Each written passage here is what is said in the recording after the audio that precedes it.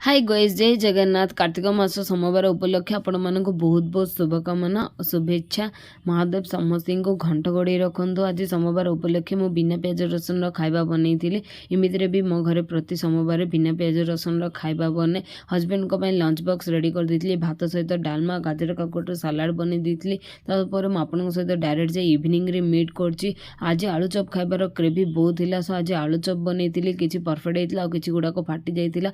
Perfect गुड़ाक husband को रखी फाटी जाइए गुड़ाक मु खाई नहीं। आपण मानक आलू चप पसंद ना कहे।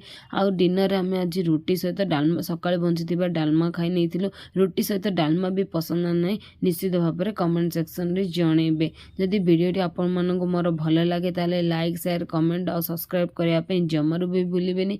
मोर ये रुटी प्रिपरेशन भी चलता सरी जाता। रुटी सहित डालमा हजबैंड को सर्व कर दुई मिसिकी खाई नहीं। Thanks for watching.